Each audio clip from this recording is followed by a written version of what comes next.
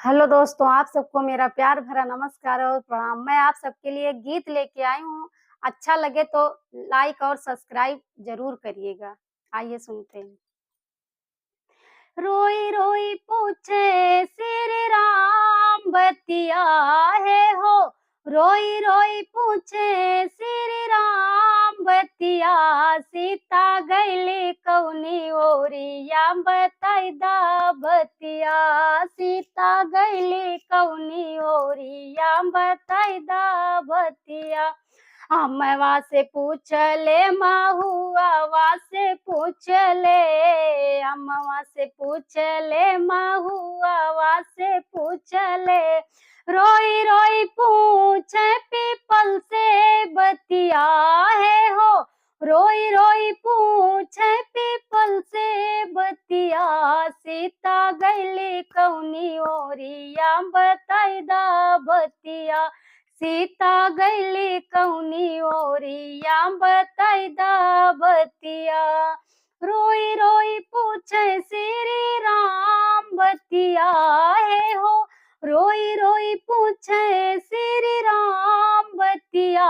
सीता गईली कौनी ओरिया बताई दा बतिया। तलवा से पूछे तलैया से पूछे। तलवा से पूछे तलैया से पूछे। रोई रोई पूछे सागर से बतिया है हो।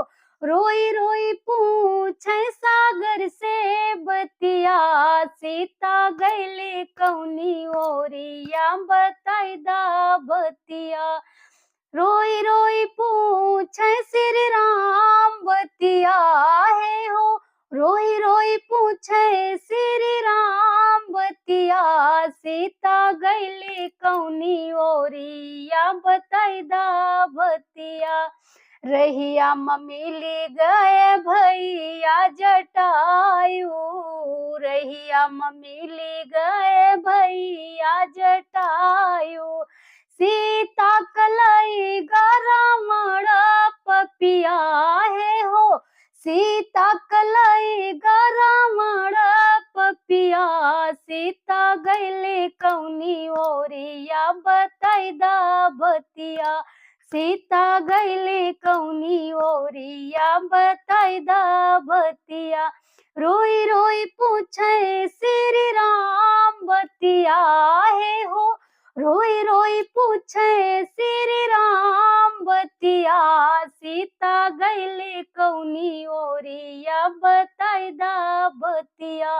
सीता गईली कौनी ओरिया बताई दा बतिया। मेरा गाना कैसा लगा आप लोग कमेंट में जरूर बताइएगा, जिससे मैं तरह तरह के गाने आप सबके लिए ला सकूं। आप सबका बहुत बहुत धन्यवाद। जय मां शारदा।